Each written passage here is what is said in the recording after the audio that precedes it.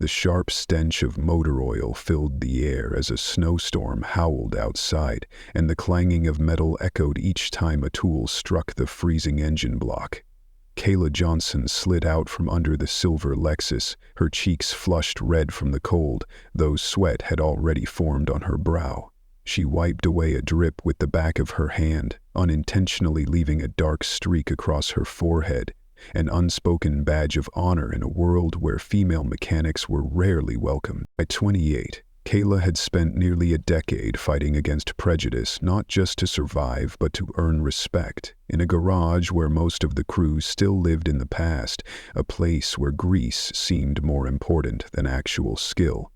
Her hand skimmed the icy surface of the car, her eyes briefly distant before she turned and flung the wrench into the toolbox with the precision of a seasoned performer. "Must be someone who doesn't know what they're doing," she said casually, though her voice was laced with quiet confidence. "I've done 3 of these this month alone." Rick, the shop manager, raised an eyebrow, peering over his clipboard as if trying to find a flaw. 6 years working here hadn't earned Kayla a paycheck equal to her output, but she was the only one who consistently outran the clock. In a place where confidence was your only armor against being dismissed, she had learned long ago to speak up. Rick muttered something about a customer waiting, then quickly turned back to his paperwork as if the job never ended. Kayla peeled off her oil-stained gloves and tugged at the edge of her faded uniform shirt, the name Kayla fraying above the pocket. She'd requested a new shirt 3 months ago. Nothing. Meanwhile, Trevor, hired less than a year ago, was already on his 2nd uniform. Under the flickering fluorescent lights of the customer waiting room, Kayla pushed the door open. A middle-aged man in an expensive suit looked up from his phone. His expression shifted from surprise to thinly veiled skepticism. "You're the one who worked on my car?" he asked, his tone laced with contempt. Kayla offered a polished customer service smile, one she'd mastered after dealing with hundreds like him. "Yes, sir. I replaced your timing belt and ran a full systems check, as requested. I also topped off your rear left tire. It was a bit underinflated." The man scoffed. "Listen, sweetheart, no offense, but I don't want some girl messing around with my $50,000 0-cents car. Get me the lead mechanic, someone who actually knows what they're doing." "I am the lead mechanic," Kayla responded, her smile unfaltering. "I've been here 6 years. I'm fully certified with specialized training in high-end imports." A quiet fury began rising in her chest. She'd heard it all before, too many times. But tonight, after pulling a double shift because Trevor had called in hungover again, her patience was threadbare. "Look," he said dismissively, "I don't want to come back here because you broke something else. Just get someone real out here." Rick stepped into the room, sensing the tension. But before he could speak, Kayla's restraint gave way. "By real, you mean someone with less experience but more testosterone? Then I'm afraid that won't make your car run any better." She placed the keys on the counter. "Your timing belt is perfect. The service was completed per your request.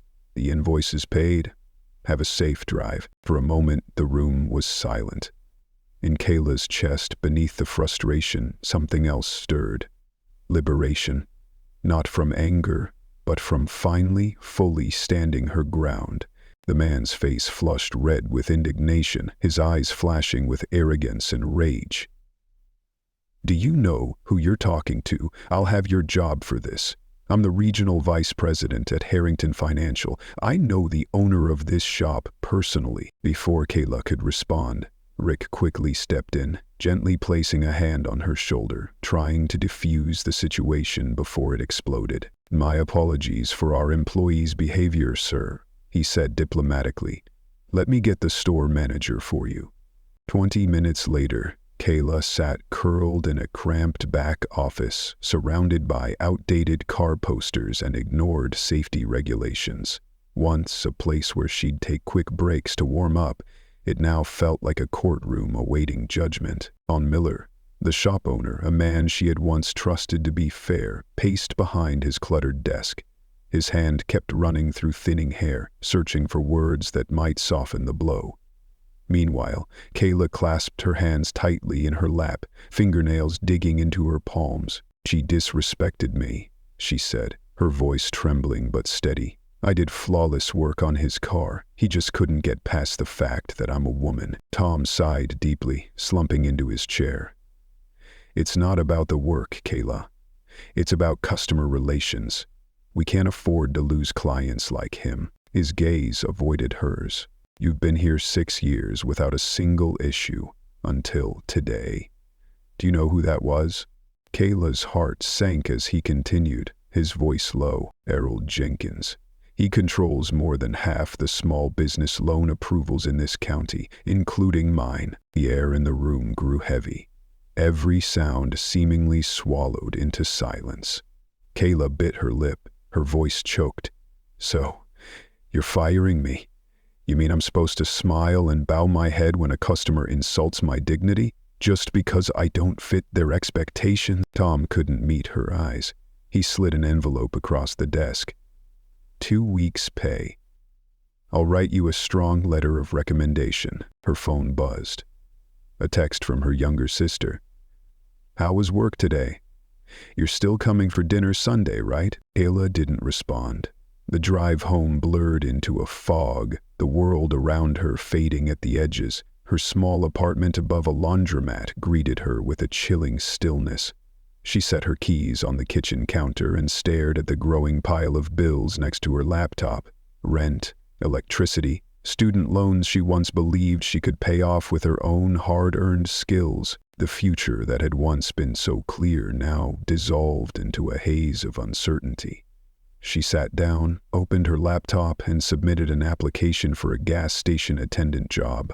A low-wage, temporary gig, but at least something that might get her through the month. Over an hour passed as she scrolled through countless job listings, each with carefully worded phrases masking quiet demands. Cheerful, a team player, flexible. She knew what they really meant.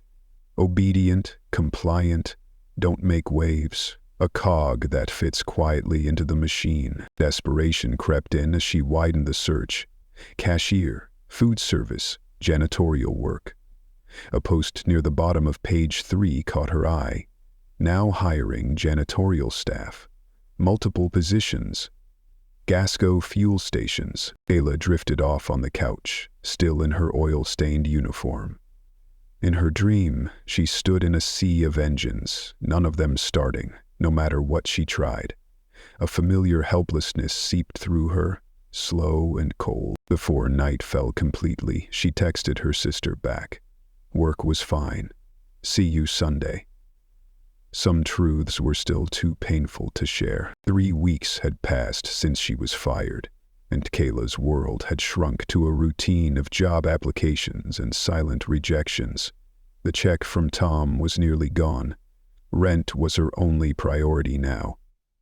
Simple meals, broken sleep, and phone calls that went unanswered. Today marked her 5th interview that week, this time for a custodial position at Gasco's regional office. Not what she'd dreamed of, but it felt like her last shot. At first, the interview seemed promising, until the hiring manager saw her mechanic experience on the resume. He smiled politely, but said plainly, "This job will bore you. With your skills, I doubt you'll stay long once something better comes along." Kayla wanted to protest, to say that right now she didn't have anything better, but instead she nodded, thanked him for his time, and walked out, swallowing all the words she couldn't say. Outside, the season's first flurries had turned into a whiteout. 2 hours earlier, the streets had still been visible. Now the familiar world had disappeared under a blanket of snow. Wind howled around her as she gripped the steering wheel. Her old Civic groaned in protest but kept moving.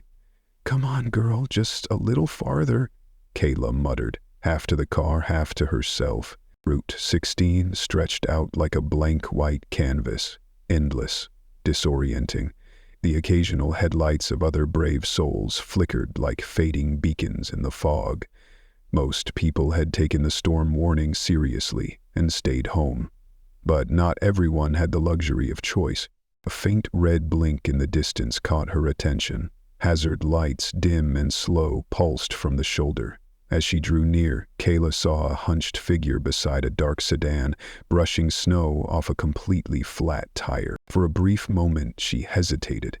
She was barely holding herself together, exhausted, financially strained, and carrying a pride the world had trampled.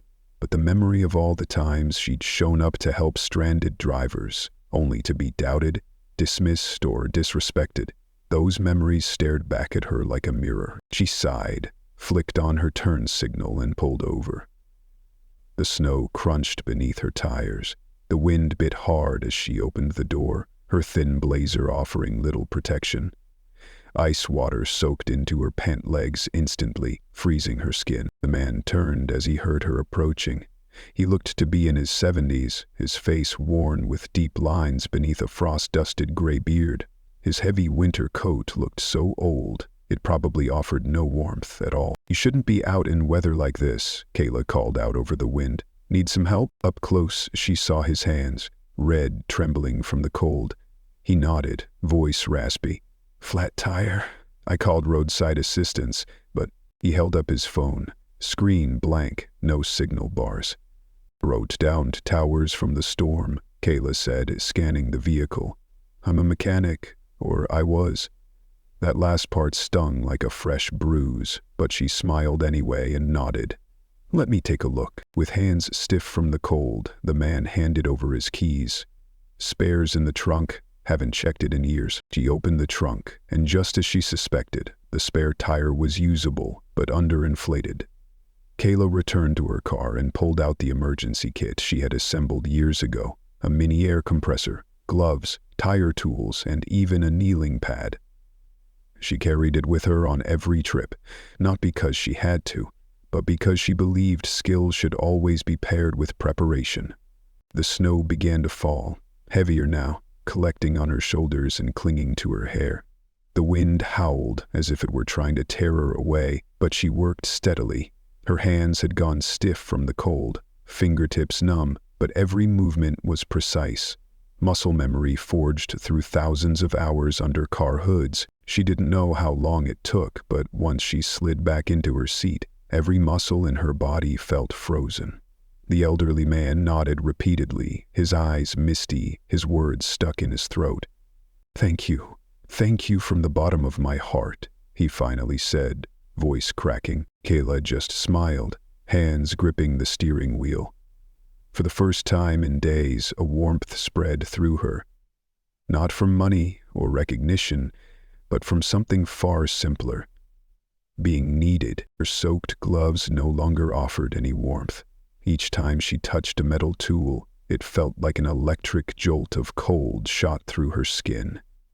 The old man stood nearby, occasionally offering to help, but mostly watching in quiet reverence, his gaze full of quiet admiration. "You clearly know what you're doing," he remarked after a while. Kayla grunted slightly, tightening a stubborn lug nut.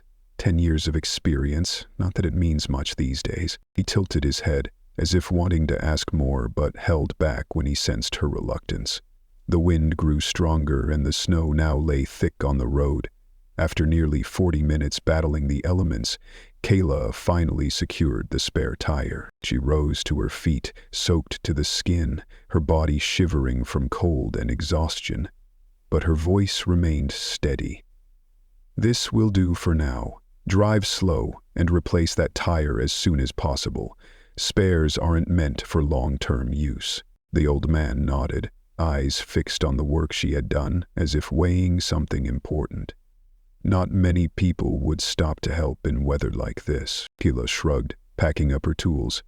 "Not many people know how to change a tire." "How much do I owe you?" he asked, reaching into his coat pocket for his wallet. Part of her, especially the part worried about next month's rent, wanted to accept. But something in his humble demeanor, his faded coat, the tired eyes behind his snowy beard, made her pause. He reminded her of her grandfather, the one who taught her to change a flat in the backyard when she was 12, under the hot summer sun. "Help someone else when they need it," she said, surprising even herself. "Just pay it forward." The man studied her for a long moment, snowflakes gathering on his brows. It's rare these days. Kayla nodded, snapped her toolbox shut, and turned to head back to her car. Charles, he said, offering his hand. Kayla, she replied, shaking it firmly. No more words were exchanged. The wind whistled between their cars like a silent farewell. She didn't know that as she backed her car away, the old man stood watching until her taillights disappeared. Beneath his heavy coat, he pulled out a small notebook, wrote something down, then tucked it carefully back into his chest pocket. The drive home took twice as long as usual. Roads worsened, snow so thick her tires barely gripped the pavement. By the time she parked outside the small apartment above the laundromat, her clothes were soaked, her body frozen, and her mind heavy with nameless worries. The encounter with the old man faded quickly, just a small memory in a long, exhausting day. She had no way of knowing that those 40 minutes in the snow would shift her entire future. A week after the storm, the sky had cleared, but Kayla's life had not. Her kitchen table had turned into a battlefield for job hunting. Laptop, handwritten notes, clipped job ads, a spreadsheet tracking applications, and a bank balance sinking lower each day. This can't be right, she muttered as she opened her third rejection email of the morning. An auto parts store had declined her application for lack of relevant experience. 10 years under the hood apparently didn't count. Her phone rang. An unknown number with a local area code. Normally, she let it go to voicemail. Too many debt collectors had her number, but today she couldn't afford to miss any potential opportunity. "Hello, Kayla Johnson speaking," she answered, trying to sound professional despite still wearing yesterday's pajamas. "Miss Johnson," a clear female voice replied. "This is Elaine Matthews from Gasco headquarters." Kayla sat up straight, her fingers gently gripping the edge of the table. She had applied to several positions at Gasco, including a janitorial job at the regional office the week before. "I'm calling about your application," Elaine's voice continued. "We'd like to invite you to a final round interview." "Final round?" Kayla repeated, confused. "I don't recall advancing past any initial round." She frowned slightly, trying to recall the details. "As far as I know, I only completed the first interview for the janitorial position." There was a brief pause. "We're not calling about that role," said Elaine, the woman's voice sharp but composed. "We're inviting you to the final interview for a corporate technician position." Kayla furrowed her brow. "I don't think I ever applied for that position. According to our records," Elaine continued, still calm and assured, "your application was forwarded to the technical department. Your experience aligns perfectly with what we're looking for." A fog of confusion clouded Kayla's mind. She had never even heard of a corporate technician position at a gas station chain, let alone dreamed of working in a climate-controlled office instead of beneath a car. But turning down a potential job lead, especially with rent due in 10 days, would be foolish. "Could you tell me more about the role?" she asked. "All details will be shared during the interview," Elaine replied in that practiced executive tone. "The panel will see you tomorrow at 2 p.m. Does that work for you?" Kayla nodded instinctively before realizing she needed to answer. "Yes, that works just fine." "Excellent. The interview will be held at Gasco's corporate headquarters, not the regional office you visited before." Elaine read off an address. A sleek downtown high-rise Kayla had driven past dozens of times but never imagined entering. "Professional attire is required. Please bring all certifications and licenses." After the call ended, Kayla jumped online to search for information about the position. Gasco's job board listed no such role. The more she looked, the more it felt like she was being drawn into a game she didn't even know she was playing. She called her sister Mia. "The first answer. Kind of sketchy," Mia admitted. "But what's the worst case scenario? You waste a little gas. I barely have enough gas to get downtown. If this is a joke," Kayla paused, glancing at the only suit she owned, hanging on a hook by the mirror. She had bought it for her technical college graduation 4 years ago. "Or," Mia interjected, "you get offered a real office job, with benefits and a real salary, They ask for your certifications, right? So they know you're a mechanic? Maybe. But I still don't understand how my application ended up there when the last interviewer told me I was overqualified to clean floors. Mia chuckled gently. Look at it this way. If it's real, amazing. If it's not, you're no worse off than you are now. The next day, Kayla drove into the city, anxiety tightening in her chest. Her suit pulled snug across the shoulders, a reminder of the years she'd spent lifting engines and working under cars. Her only pair of dress shoes had been freshly polished. She'd borrowed a professional-looking handbag from Mia. All her documents and certifications were neatly packed in a folder on the passenger seat. Gasco's corporate headquarters towered over downtown, its glass facade gleaming in the winter sun. Inside the marble lobby, a security guard checked her ID and directed her to the executive elevator, 18th floor. "They're expecting you," he said with a friendly smile. When the elevator doors opened, Kayla stepped into a space that felt like something from a television drama. Plush carpet, modern art along the walls, and panoramic windows overlooking the city skyline. The reception desk displayed Gasco's green and blue logo proudly. "Miss Johnson." The woman behind the desk greeted her with a smile, her voice instantly recognizable as Elaine's. "Right on time. The panel is ready for you." She was led into a sleek conference room where 3 people were already waiting. A silver-haired woman with her hair pulled into a tight bun, a middle-aged man in a tailored suit, and a young woman typing on a tablet. "I am Victoria Hansen, Chief Operating Officer," the woman said, rising to shake Kayla's hand. "This is Marcus Levine, Head of Technical Services, and Zoe Parker, Director of Human Resources." Kayla felt like the air had been sucked from the room. This was clearly not an interview for a lower-tier position. Victoria offered a slight smile. "You seem surprised." "I really am," Kayla admitted. "I only applied for a janitorial position."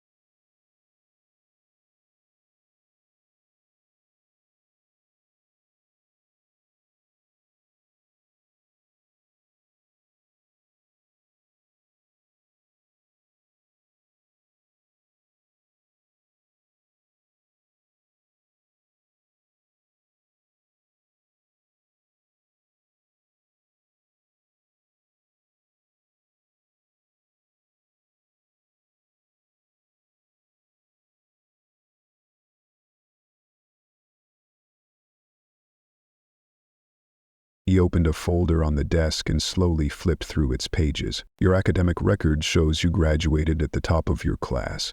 Your certification exams scored above 95%. Nearly every letter of recommendation describes you as an outstanding employee, dedicated, innovative, and committed. Kayla was at a loss for words. How did you even get to run a $3 billion company, Miss Johnson? Charles replied calmly. Information is rarely out of my reach. He closed the folder and fixed his gaze on her. The question isn't how I found you. The question is, with all your talent and perseverance, why were you applying to mop floors in one of my gas stations? Before Kayla could respond, there was a soft knock at the door. It opened, and Victoria Hanson stepped inside. The board is assembler, Charles, she said, nodding politely to Kayla. Thank you, Victoria. Charles stood, adjusting his suit jacket, then turned to Kayla. I believe it's time we talked about your future at Gasco, a future that has nothing to do with janitorial work. Kayla rose to her feet, her legs suddenly weak. She reached out and shook the hand Charles offered, the same hand that had once trembled in the snow, now the key to unlocking a new life. The boardroom fell silent as Charles Deacon entered with Kayla by his side. 12 impeccably dressed executives sat around a long table, their expressions a mix of curiosity and confusion as they saw the young woman in a slightly worn suit. Before we begin our quarterly meeting, Charles said, his voice echoing across the room, I'd like to introduce Ms. Kayla Johnson. Ms. Johnson will be joining Gasco in a new role, pending her acceptance of our offer. Kayla's eyes widened. This was the first time she'd heard anything about a formal offer. Charles led her to a seat beside Victoria, then returned to the head of the table. As you all know, I've long been concerned about the technical quality of our service centers. Our most recent customer satisfaction reports show a sharp decline. Complaints about repair quality have increased by 27%. Some of the executives shifted uncomfortably. A red-faced man adjusted his collar. Furthermore, Charles continued, my recent field review revealed a serious cultural issue. During last week's blizzard, I drove through an area where 3 of our service vehicles passed me. Not one stop. Murmur rippled across the room. The red-faced man started to object. Under those weather conditions, And yet, Miss Johnson, a complete stranger with no obligation to our company, stopped. Charles interrupted. She changed my tire in near-Nero visibility, using nothing but a basic toolkit and remarkable skill. All eyes turned to Kayla. She straightened her posture, even as she wished she could disappear under the table. The experience cemented something I'd been contemplating for a long time, Charles continued, opening a new folder. Gasco was built on a foundation of service. My father was a mechanic.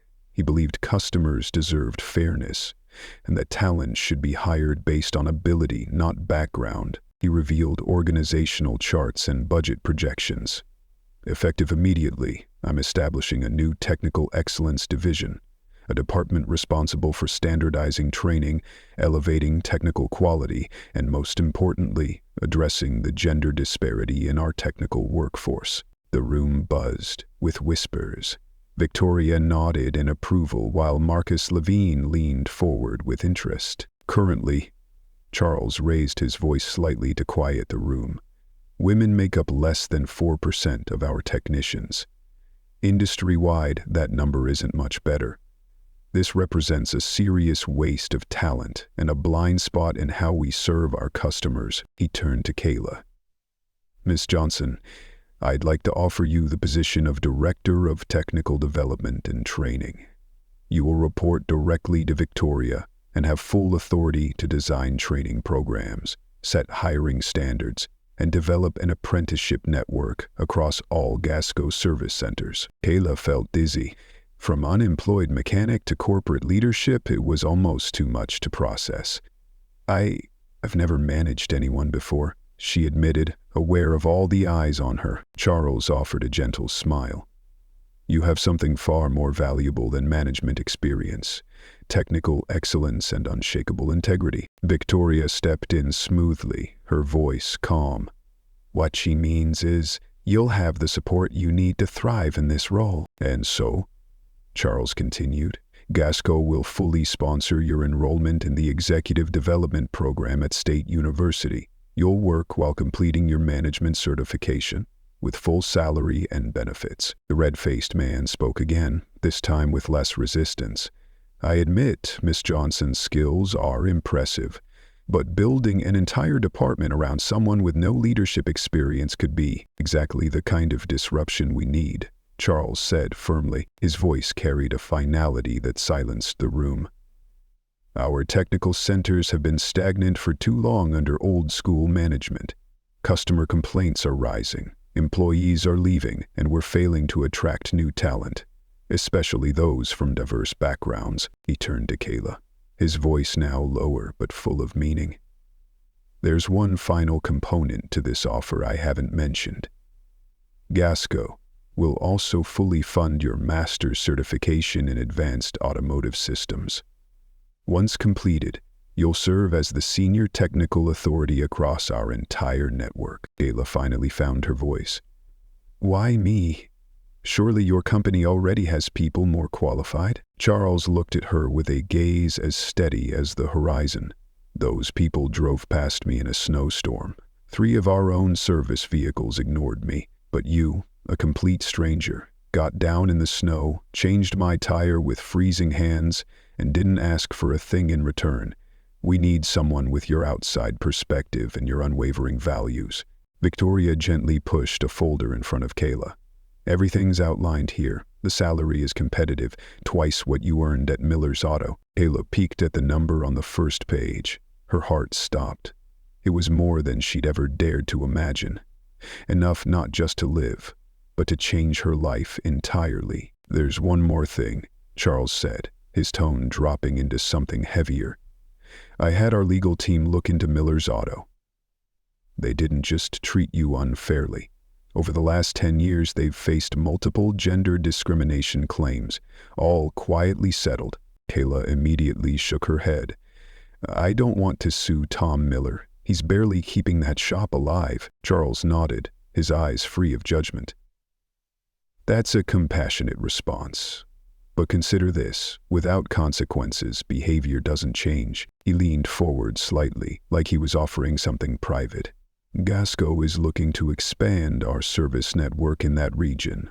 We could acquire Tom Miller's shop, retain the staff under fair professional leadership, and turn it into your first training center. The world seemed to tilt beneath Kayla's feet. This wasn't just a job. This was a mission.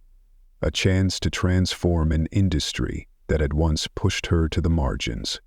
This is a lot, she whispered, her eyes locked on the folder in front of her. Take the weekend to think about it, Charles offered. But I hope you'll say yes, not just because Gasco needs you, but because there are young women out there who need to see someone like you leading. As the meeting turned to more routine business, Kayla sat silently, the folder heavy in her hands. Just 2 weeks ago, she'd been kneeling in the snow changing a tire, worrying about making rent. Now, she was being offered a chance not only to change her life, but to open doors for countless others like her. She glanced at Charles, the man she'd once helped on the side of the road, now discussing quarterly revenue projections with senior executives. And yet, the same kindness in his eyes remained, the same quiet decency that had made her stop that snowy day. He'd seen something in her that the world had missed, including, perhaps, herself. 6 months later, Kayla stood in front of a familiar building, one that now looked completely different. The worn Miller's Auto Repair sign had been replaced with Gasco's sleek logo, accompanied by a smaller sign, Technical Training Center. The parking lot was packed, something that had never happened before. What used to be a struggling repair shop was now a bustling hub, operating like the well-oiled machine Kayla had helped design. Nervous? Zoe Parker asked, a teasing glint in her eye. She'd become Kayla's close friend since day one. A little, Kayla admitted, smoothing the front of her tailored blazer. No more ill-fitting suits. Today she wore something that felt both professional and entirely her. The Gasco logo stitched on her chest gleamed like a badge of honor. "You've done this at 12 other locations already," Zoe reminded her. "Your training program is a runaway success." She wasn't wrong. What started with skepticism had quickly proven its value. Customer satisfaction scores rose, complaints dropped. Even long-time employees who were initially hesitant began volunteering for retraining. "But this one's different," Kayla said quietly. "This one is where it started."